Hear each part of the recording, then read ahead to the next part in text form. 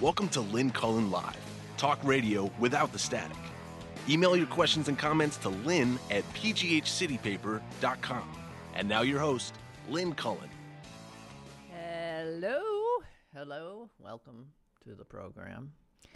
It's the 17th of May, 2018, and we're all still here as far as I know. I mean, in general. I'm talking about the world. Yeah, I'm doing a macro thing, not a micro thing.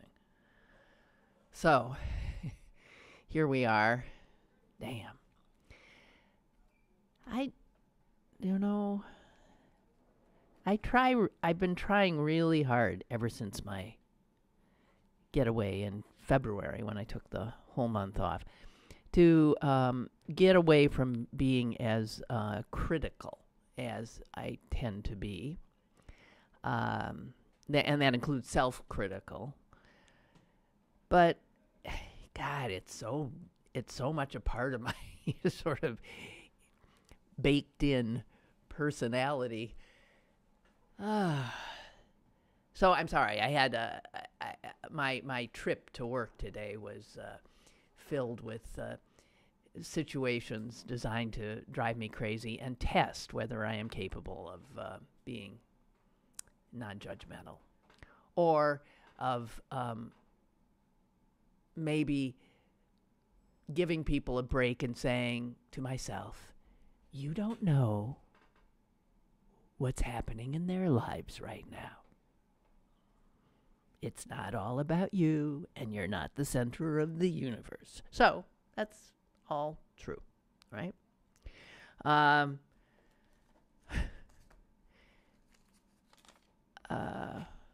There was a guy walking down the street brushing his teeth.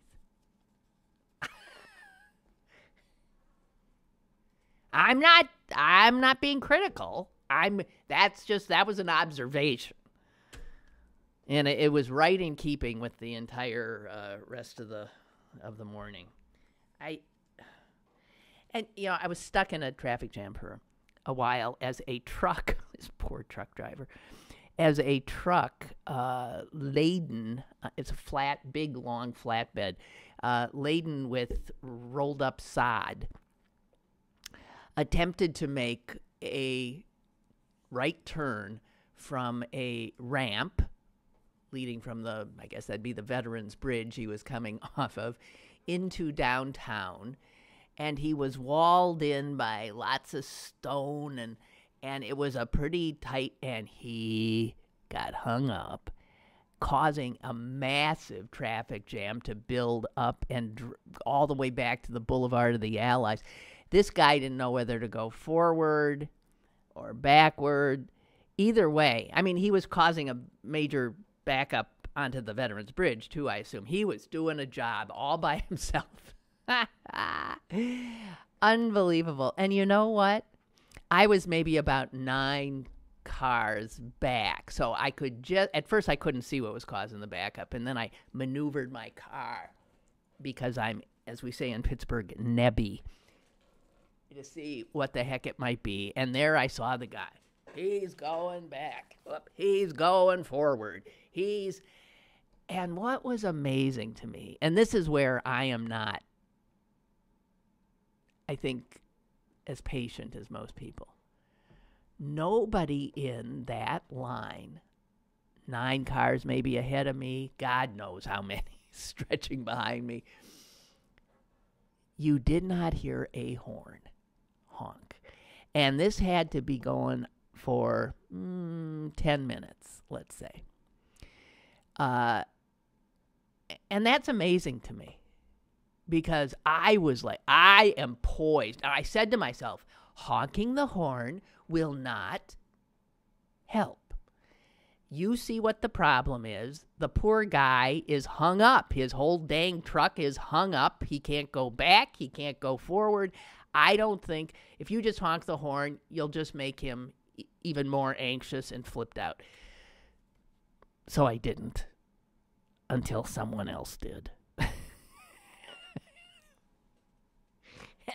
Someone else finally honked.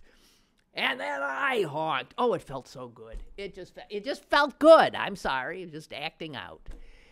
And damn if he didn't, try a little harder. And he backed up, thus continuing whatever disaster he was causing on the Veterans Bridge.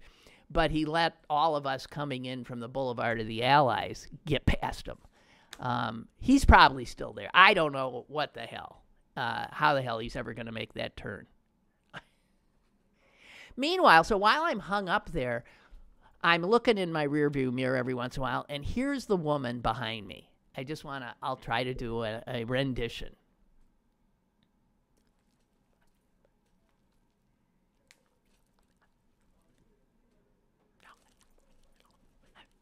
Unbelievable. It went on and on. This angry, pointing, this and that. And of course, I'm looking and saying, is there anyone in the... Of course, there's no one in the car. I think that's actually worse than picking your nose. I mean, I don't know. You know how people in their car feel like they're alone so they can pick their nose. But somehow, I don't know. People... What is... And here I am, like freaking out myself. And the guy with the toothbrush was right after I finally cleared the sod truck. I feel like sometimes humanity is just... It is an amazing spectacle. I include myself. And I don't know. So that is to avoid the news. By the way, there is so much going on with, Cohen and Trump investigation and what's coming out here and Ronan Farrow's latest. He's a hell of he's a Woodward and Bernstein all wrapped up in a beautiful little too pretty blonde guy. God, jeez. Anyway, all of that that's going on, and I don't think for a moment I'm not following it. I am. I'm just sort of waiting for the dust to settle a little bit. You cannot keep up. And it's sort of not, again, conducive to anyone's mental health to sort of stay riveted. I don't know. How do all those talking heads that are on the cable shows that actually have to be totally up on this, yapping about it, dealing with it 24/7 practically, how does this not infect their lives, their relationships? My God. I mean, you really have to... Well, I'll leave it alone. I mean, Stalin. Let's take Stalin. Look at the impact that one bad human being, horrible human being had on people. I mean, you can't. I mean, Trump hasn't risen to that anywhere near that level. And yet, you see how one person in a position of power can have such an impact on human beings' lives who will never know him, see him, set eyes on him, who he doesn't even think of for a moment, who he just disregards. The impact this awful human being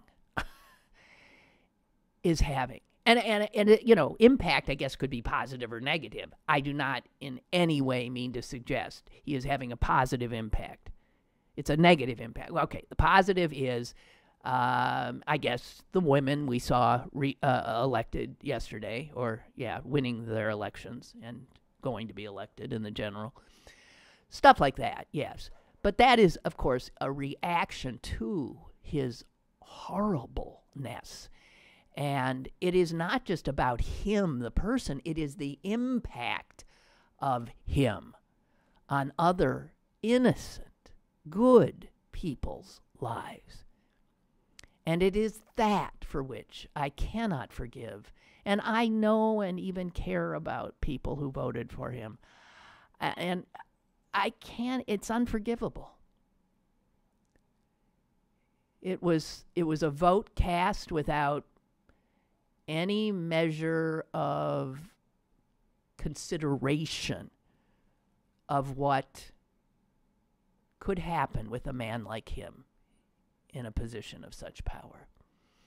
Which means that it was a vote cast offhandedly to slap back Hillary Clinton, who you hated. A lot of people. Do you have any idea how many people voted for Trump not because they liked him, but because they hated her? It is. I mean, I keep bumping into him. It is mind-blowing. And that's on the Democrats for putting up such a divisive, I always say divisive. I don't know why I said divisive. That's on the Democrats for putting up a nominee who had such baggage. And I'm not even talking about her husband. Anyway.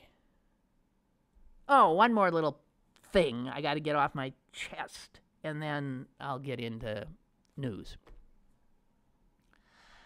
I heard myself say consideration. That people voted without giving due consideration. I was thinking, actually walking into this building this morning,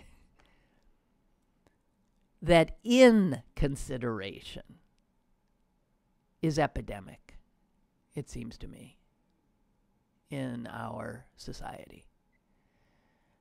How we encounter it with such constancy, constantly. And each act of inconsideration, however small, by one human being, has this ripple effect. I don't know, do all of us realize that as we, in our little teeny way, navigate this huge, huge world, that every action that we take or fail to take has an impact on others, sort of like I was talking about with Trump or with Stalin. That we don't, do we think, is that something that is in our heads all the time? What? For some people it is, but I think they're in the minority from my observation. I am really sort of blown away by the constant inconsideration I see. I mean, it can be something as small as you're crossing a crosswalk. And there are cars who are waiting for you, and they're trying to make a turn. And you walk extraordinarily slowly. Okay? Now you would say, "Oh, come on, Cullen, come on." No. I got to tell you, I'm crossing a crosswalk. I see cars waiting for me. I'm not going to slow down. I'm going to step on it in consideration that I am holding up a bunch of other human beings trying, like I am, to get someplace, right?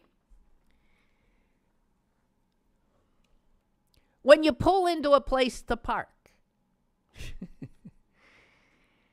do you pull up, do you take up 2 spaces, okay?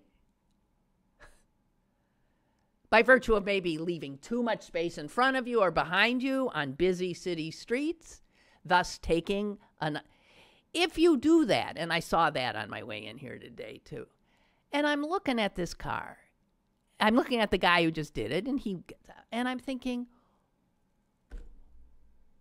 what are you thinking? Obviously, you're not thinking about anybody but you. But what are you thinking? The fact that we just simply do not considerate others, the sort of closed-in self-centeredness of our culture makes it an unpleasant place. I've never understood it. My problem is I am beset by an overly, I think, empathic personality. So I'm always, and to the extent that I don't really often think about me as much as I should. So I'm always, oh my God, look at them, they're waiting, I've got to do this. Oh my God, oh God. I mean, I'm actually spending too much time in other people's shoes as opposed to my own, I think, which is why I am so sensitive to this. But I don't understand.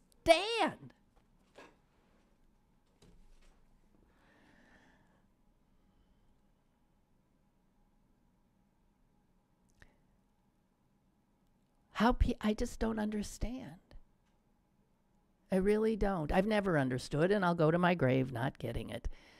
I always thought the older I got, I've said this before, that I would understand the world better. And by the world, I mean humans, my fellow Homo sapiens. And I don't. I'm aware there's incredible kindnesses that are done every day.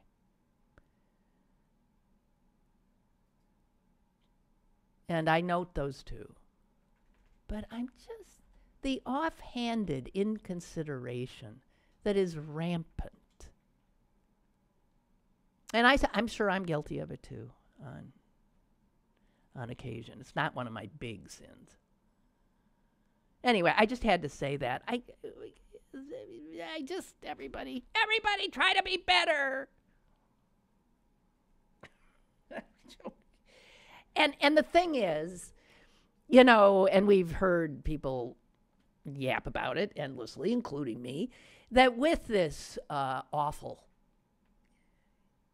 human being now heading our government, other awful human beings are emboldened and feel, why should they feel qualms calling people names and denigrating immigrants and just totally being out front about their racism and why should they, when the president of the United States, who we used to think was serving as some kind of an exemplar of proper conduct. Certainly that was the case with the last president. A dignified, honorable man. And now, woo! Who let the dogs out? I mean, it is just bad behavior everywhere. And thank God for those cell phones, because there's not a day that goes by now that we're not shown another one of our fellow Americans behaving in a way that is so reprehensible. The latest, I'm sure most of you have seen it, is this awful man. He's been identified now because it went viral. And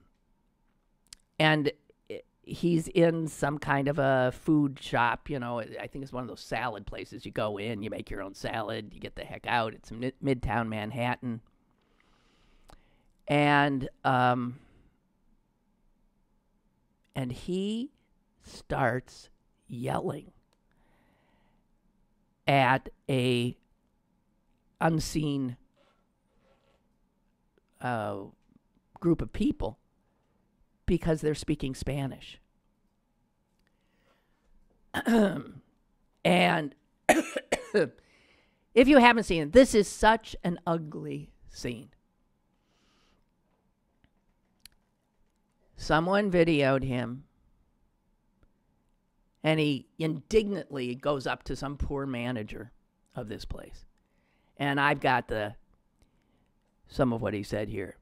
Your staff, he says, is speaking Spanish to customers when they should be speaking English. Let me just pipe in here with the fact that there was a waiter kind of person apparently talking to two customers,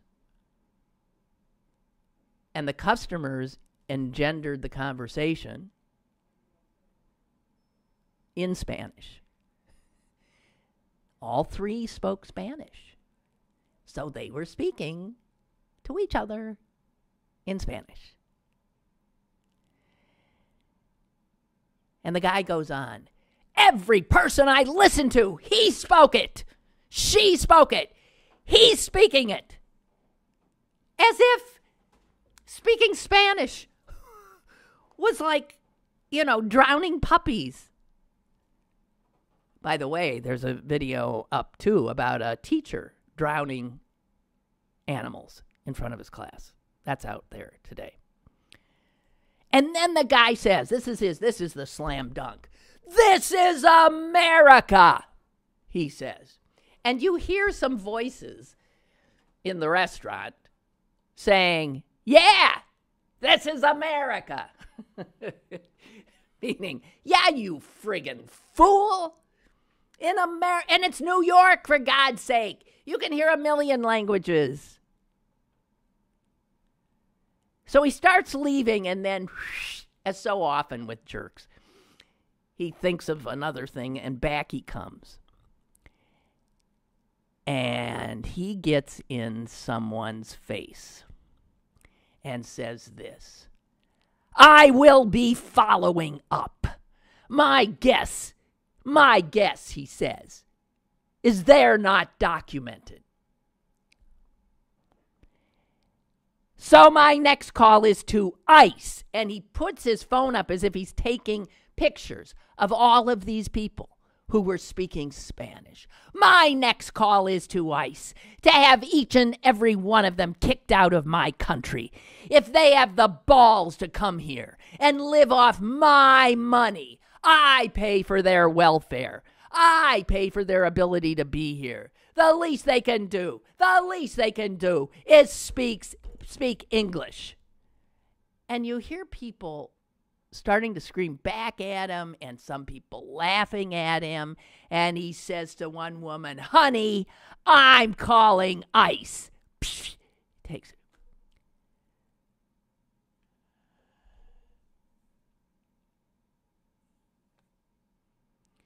This kind of stuff is happening.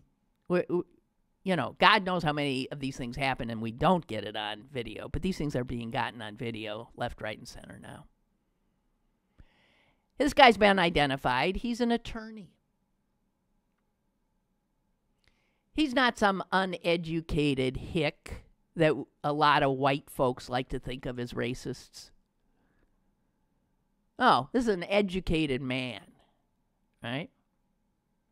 And by the way, the idea of that awful, horrible woman in San Francisco who was calling the cops because she saw two black people having a barbecue in a public park. That woman has been identified. She teaches at Stanford University. Again, just heads up. Racists in this country, they ain't all ignorant people, meaning uneducated. Oh, hell, some of the finest racists have PhDs, have law degrees, and also feel emboldened by Donald Trump to behave like the thugs in Charlottesville, to behave like the thugs we're seeing everywhere.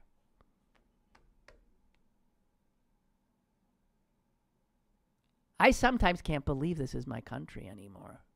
I don't think it is. And I really need all of us to start really being vocal in situations where we see this kind of behavior. Being vocal. It's time for that. Speaking of being vocal, I've been vocal enough. I think we have a caller. Caller, hello. Sorry. Hello, Lynn. Yes. Good morning. I wanted to tell you that I found myself recently in a state of semi-retirement, so I've been able to actually catch you a couple times a week now, delightfully. I have not been able to listen for years, and I think the last time I actually called in was somewhere around 1987 or something. Oh God! when you were on TAE. So, yeah, wow. Just to make that comment, it's it's delightful to see you and be able to listen to you again. The flip side of the wonderful technology. Back to your kind of earlier comments about the cell phones, where we're able to capture some of this nonsense that goes on day to day, and related to when you were talking about, people walking in the crosswalk. What I have found very disturbing is that two things, not only the people who walk the crosswalk when you're stopped, I have seen people deliberately slow down and stop and stare at me as if to say, I dare you to kind of, move your car further into the crosswalk. And so that's one kind of phenomenon that I just can't wrap my head around. The other thing is that I can hardly drive my car between my house in Bloomfield and Shadyside Panera with the number of stops in between that short distance without at least 50% of the time when you come to a red light, you have to honk to the person ahead of you because they're sitting there when the light turns green. They're on their phone. Yeah, they're on their phone. And I think I'm being conservative to say 50%. It's probably actually more than that. And it's absolutely maddening. It has gotten to the point where I actually, become afraid to drive at some points because one has to be so vigilant these days when you're driving. Right. That it's just unbelievable. That's right. My comment. That's again, I'm so delighted to talk to you. Well, thank you. I'm delighted to hear from you. Thank you so much. I have to tell you, I had two near misses yesterday on the Parkway. Both times, drivers in the left lane all of a sudden decided, because they'd been distracted by probably on their phones or something, oh, wait a minute, I got to be in the right lane. And they just come out of nowhere. Yeah, cut you. It is true. There are more horrible drivers on the road. It is dangerous out there. You cannot for a minute be distracted. And that's a funny thing to say, given that there are so many who are. And whenever you're behind somebody who's all of a sudden slowing down, or somebody drifting into your lane, you can bet they're on their phones. It's dangerous out there. Ben writes, I had a small bit of culture shock visiting Seattle. People there don't jaywalk. What? I didn't see it once. Unlike living in Squirrel Hill, I'm a jaywalker, where I see it daily. People there cross at the light at crosswalks. They don't run, but they don't saunter either. And cars wait patiently. There must be some strict laws there, but the behavior seemed very civil as a result. Well, I often think that. I think if everybody really did and I just admitted I'm a jaywalker, if everybody would just follow the damn rules of the road as set down, then we'd all be on the same page. That's where the Pittsburgh left screws a lot of people up. That's not the rule. The rule is the person turning left waits. The person going straight has the right of way. And, what happens sometimes is that someone not knowing that's the case, or a Pittsburgher just assuming because they're turning left, they can make that turn when the other person is not making that. If everyone, the Pittsburgh left in that regard is not so much a sign of Pittsburghers being nice. It's a sign of the beginning of the end of an understanding of what the rules are, because the Pittsburgh left is not a rule. And not everyone in Pittsburgh at every intersection is going to abide by this. I don't know. We'd all be safer if everybody just follow the damn rules. What else I got? Oh, I don't want to go there. I brought up ICE. It is the worst. I mean, ICE, I'm sorry, I can't look. I see guys, video of guys with ICE, ice on their back, and my blood runs cold. It does. Frankly, I see them, they scare me like an SS person would scare me, because they do the same kind of thing. They bang on people's doors in the middle of the night and drag them into the streets. They separate children from their parents. Invariably, whenever they show up, there's weeping and screaming and and human suffering. And they are acting on behalf of you and me. They are governmental.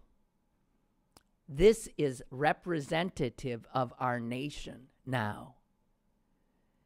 And now the news that our country is not only going to separate children, infants, 2-year-olds, 3-year-olds, 7-year-olds, 9-year-olds from their parents.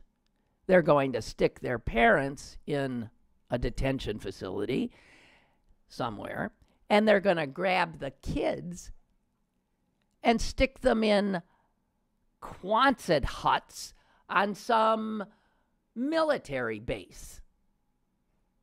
I'd love to be making this up, but I'm not. That is the plan. And it is spoken of with no shame by high-ranking members of our government. We live in a country now in which the President of the United States yesterday called human beings animals. He was referring again to the same people that this guy in New York, the attorney, was screaming at. People who speak Spanish. People with brown skin. People who are here and do not have proper papers. The vast majority of whom, vast majority of whom are working their tails off at 2 to 3 jobs, no benefits.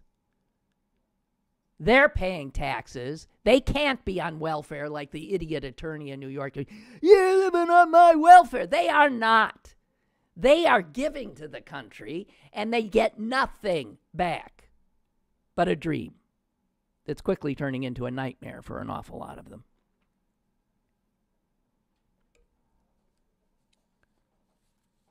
Animals. This is out of the Nazi playbook, too. When you want to get rid of people and you want them not to be treated humanely, you take away their humanity.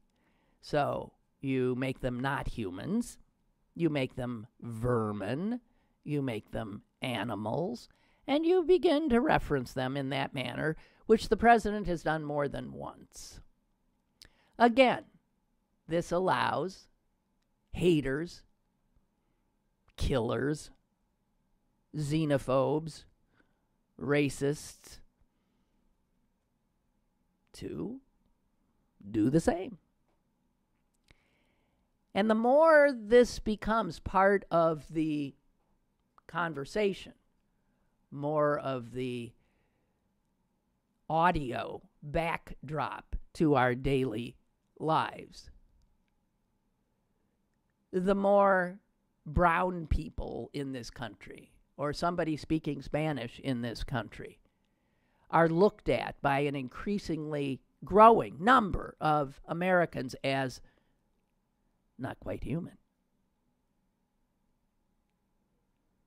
Animals, vermin. And that is every despot's, it's following the despot code, line by line. You want to get rid of people? You know, whether you're tossing them out of the country or you're gassing them or killing them or killing them. You first dehumanize.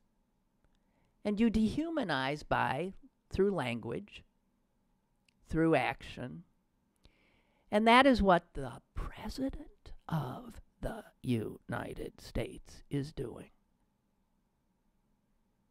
Which is why I can't sing the Star-Spangled Banner anymore. I can't. Don't you choke on the last line? How can any American who really loves this country, who really understands what this country is supposed to be, tells itself it is, how can any American not choke on the land of the free and the home of the brave?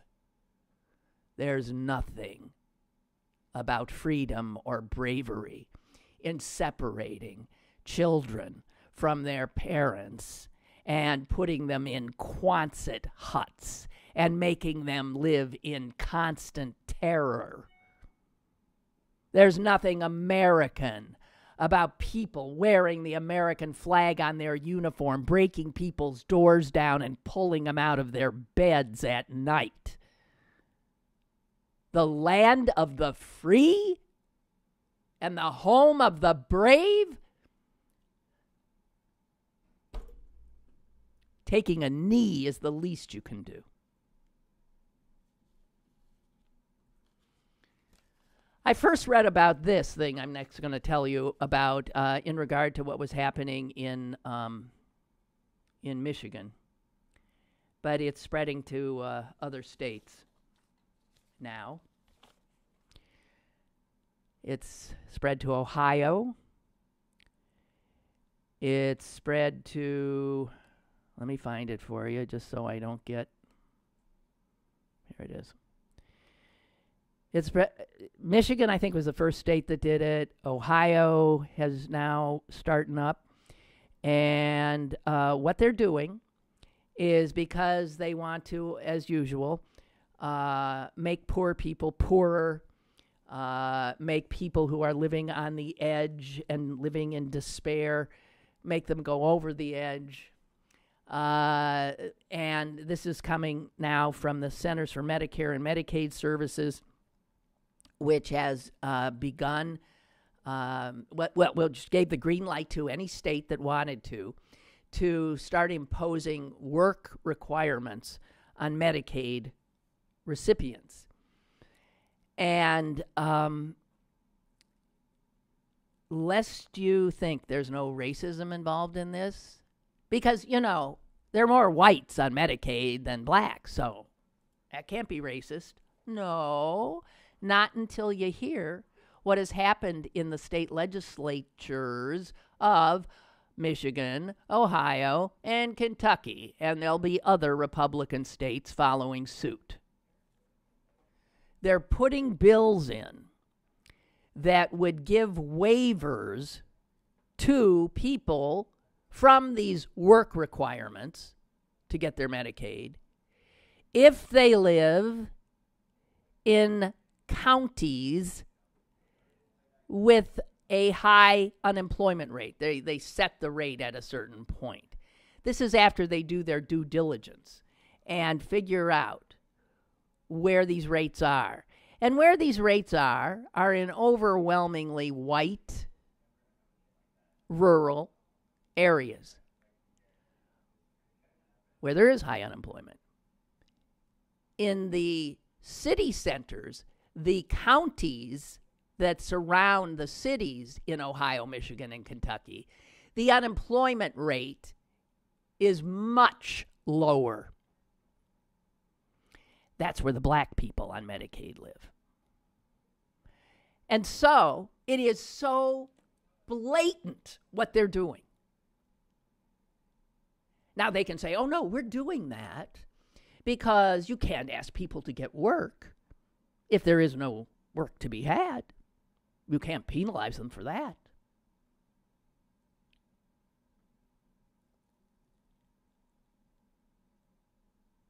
most of these exemptions would totally bypass any people of color who almost all in these states live in urban areas in which there is not a lot of unemployment.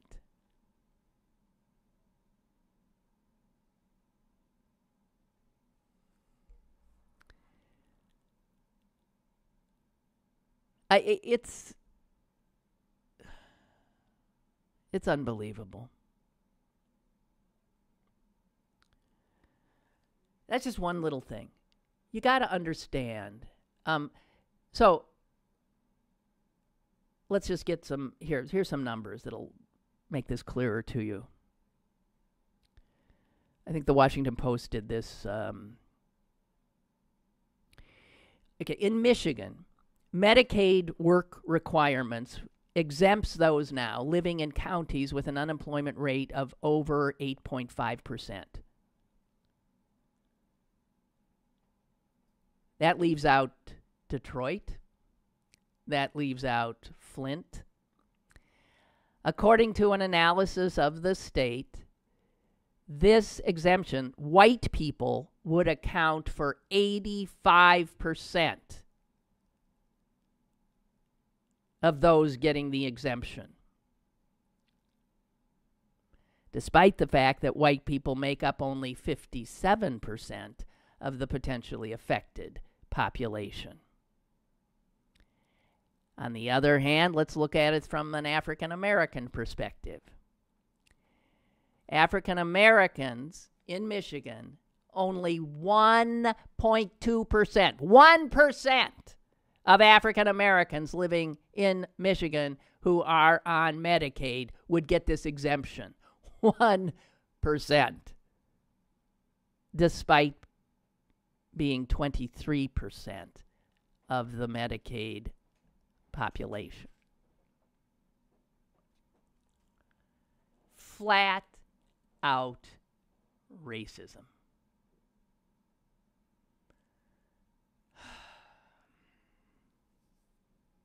There's more, but I'll give you a break. Let's do some emails. Kathleen writes, Dear Lynn, I'm aware of the plan to put children and parents in separate jail houses. I simply cannot abide what I hear and see. Who made this decision? The Department of Homeland Security. Because I know I don't sleep at night knowing that these little children are with their parents. And I'm sure as hell glad that the Department of Homeland Security is on top of this great threat. It is the Department of... Let me see. It's them. It's U.S. Immigration and Customs Enforcement, ICE. And also involved will be Health and Human Services. Because they will oversee these essentially jails that the children will be in.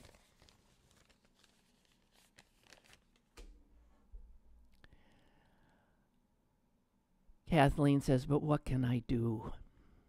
How can we stand by and let our country become Nazi Germany? Do we have no laws, no leaders who will put an end to this horror? I am truly mortified. Do your listeners have any ideas about how we stop this? Well, as I said, we don't stay silent. We don't stay silent when people who we know make a comment that is ugly, hateful. In a measured voice, we try to inform them. If they refuse to listen, then I don't know what you do. You sever. I don't know. I don't know either, Kathleen. You vote. Tuesday, a lot of people did what they could do, and look what they did. They made some waves here and there. That's where it starts. And you get active in any way you can. And you know what you can do? You can start working for organizations that help undocumented workers. You can start, leaving big tips at restaurants where that you suspect some of the help might be not with all the full paperwork. You look around for ways to put a human face back on this country so we don't have to be so ashamed.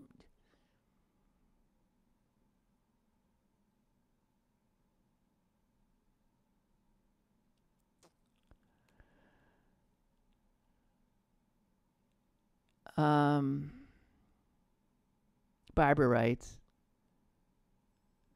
something. She's talking about something about Tom Bodette. He's the guy, remember, from Motel 6? We'll leave the light on for you. Tom Bodette.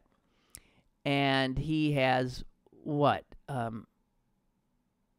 He's written about what he calls the group that notices things. And Barbara says, Bodette tells of a distinctive group of people who notice things and who distinguish themselves by a special kind of attentiveness to others around them. He tells of a woman who shows kindness on the highway by pulling over when she evidences a manic and frenzied need to pass. Oh. I mean, that someone needs to get around her, and so she pulls over. In another example, a lady at the store with a cart full of groceries and kids appears to be in a bad mood, but when they meet at the checkout counter and Bodette has only a pack of gum, she invites, yeah, well, sure. See, I don't understand people who don't do that. I did that just the other day at the Giant Eagle. I had a whole bunch of crap. There was an old guy who came up behind me who had two things in his hand. I said, you go. And just yesterday, it got paid back to me. I was in another Giant Eagle, and I had some stuff, but not as much as this older woman in front of me. And she saw my look as I looked at her thing, trying to figure out which line to go to. And she said, do you want to go in front of me? And I said, no, it's okay. And I, decided to find something else. Why don't people do things like that? Why? I've never understood why people wouldn't rather be kind. Do a good turn to something. You know what? I'll tell you something. It's selfish in a way because you feel good. It makes you feel good. You think, okay, I just helped that guy a little bit. You don't feel bad about that. It's the right thing to do, and you feel good. The group that notices things. Bodette says it's as easy to be part of the group as using your turn signal. Doing little things to make it a little easier on people you might not, be noticing. The guy behind you, right. Bodette urges his readers to look around and give it a try, and notes that you shouldn't worry about making a spectacle of yourself in such kindness because no one outside the group would ever even notice. So become a member of the group that notices things.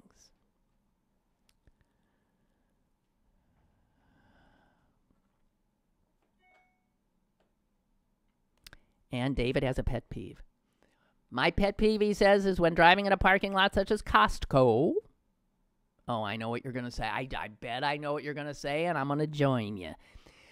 The grocery store or the mall, people walk down. Oh, this isn't what I thought you were going to say. People walk down the middle of the driving aisle.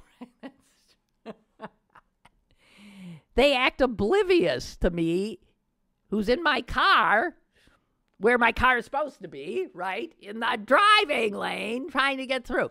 Why can't they walk to the side of each of the driving aisles instead of down the middle? That is true. I thought you were going to say, when people get in their car, they unpack everything, they get it, then they, put their cart away, let's hope. Then they get back in their car, and you think, oh, good, a place. And then they don't leave.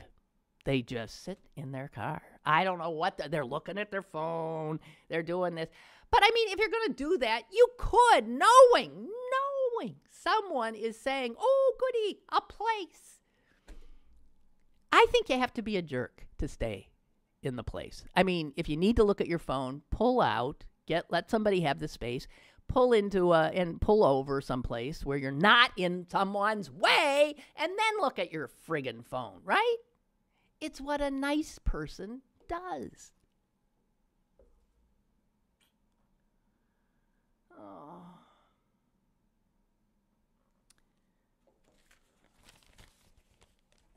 I don't know. Oh, and I said, how can you stand for that? I can't sing the Star Spangled Banner. I just want to say this. This is a piece that was, I don't know, in the New York Times Monday. And it hit a chord with me because I have found one of the things that sort of like started pissing me off when I went to Pirate games, besides the fact that they keep destroying their own. Well, they're doing beautifully. They're in first place right now. Do you believe that? Anyway, it's the militarization of the experience. And it is off-putting to me. And I can't be the only one. I don't go to a baseball game. I don't go to a football game to be indoctrinated in American military might, or to call everybody who puts on a uniform a hero, because I think that's not true.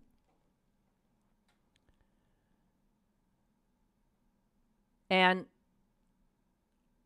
a guy named Howard Bryant, who contributes to ESPN and NPR, did a piece on it, and I was glad to see it. And he specifically calls it the politics of patriotism at sporting events. And he says it's pretty much something that has just exploded since 9/11. Although I have to say the flyover nonsense was happening before that. Stop and think about the fact that 9/11? How many years is that now? I thought when we first started, it was in the 7th inning stretch or something. When did they start singing "God Bless America," trotting out some person in a uniform, and the flag going, and everybody has to? I'm not there. I want to sing "Take Me Out to the Ball Game" and go get a cotton candy. I don't. What the hell is that about?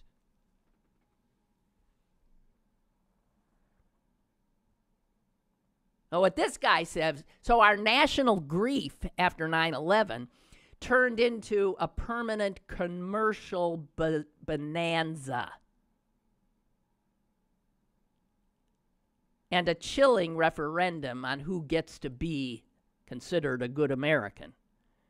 He talks about a New York police officer who ejected a fan at a Yankee game for leaving his seat during the 7th inning stretch, which is when you're supposed to leave your seat. I thought, because he walked out when they were singing "God Bless America." He arrested him. He ejected the guy.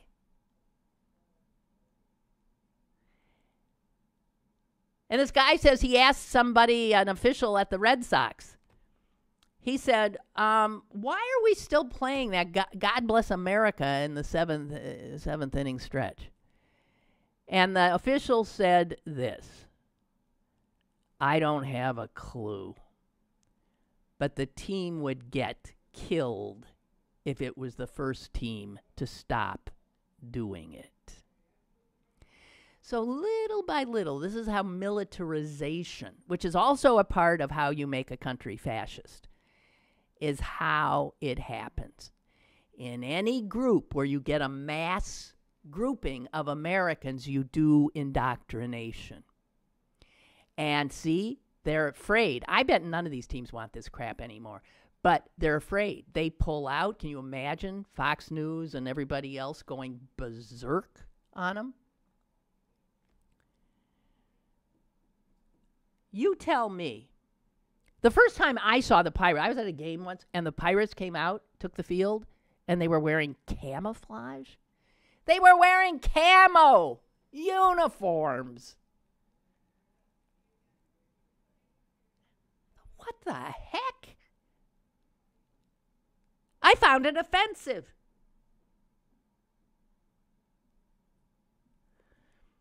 So this guy says nearly 2 decades have passed since those twin towers fell, and all the props and touches designed to uplift us, a wounded country, back then, have become permanent. That's why I say we're not the home of the brave. We didn't do that after Pearl Harbor. We didn't do that after. You don't. It's making us victims. It's this, we all love to feel like we're victims. And if you keep 9/11 alive like this, every time you go out, then we get to be victims. Again, we get to be hurt. Again, we get to think of Muslims we'd like to kill. Again.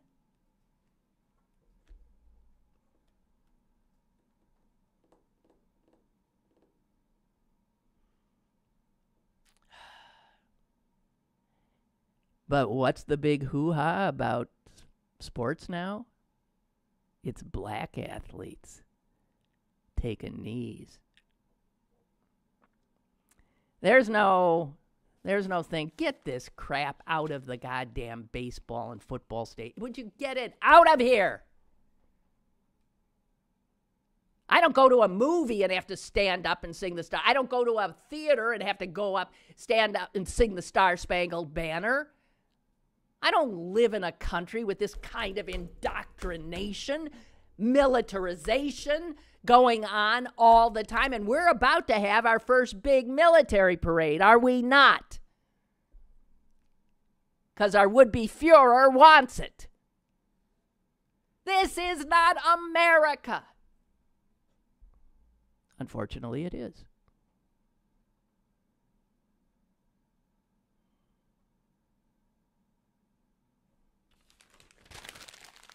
See how these things just quietly, insidiously become the norm? Huh? Do you realize every time you stand up at the stadium and they put a huge flag out there and we all do this, you ever realize what's really going on? And then the flyovers? What is that about? What is it about? Love of country? I don't think so. Love of country would be about not separating kids from their families, would be not separating out black Medicaid recipients from white Medicaid recipients. Love of country would be about working to make everybody feel secure and free. Love of country has nothing to do with camo uniforms and flyovers and enforced acts of obeisance to some patriotic, jingoistic ideal. And we're so far gone, right? Okay, what can you do? I once refused to stand I was at the Pirate game and the person I was with said, "Get up." I said, "I don't like being pushed around." I stayed seated. I am sure people were glaring at me. I don't give a damn. These are the little things. Remember that you've seen that huge picture of in Germany of all of these civilians like this, huh? Did you see that picture? And someone identified one guy standing in the middle of all of that. I don't know what happened to him, but I bet it wasn't something good. But that was a good man. That was a man who was true to himself and to an ideal and principle. Little, small acts of resistance. Kathleen, things like that. That's what you can do. And sometimes it does take a measure of courage. But stop and think about how much courage people living in this country who speak Spanish with brown skins, who don't have the right papers, think of how much courage they have to summon every minute of every day of their lives in this wondrous country.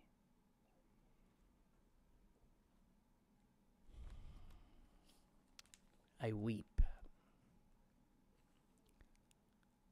Well, you are welcome. I hear the thank yous for an uplifting program, and I want to say you are more than welcome. Absolutely. All right, I got to go get some blood drawn.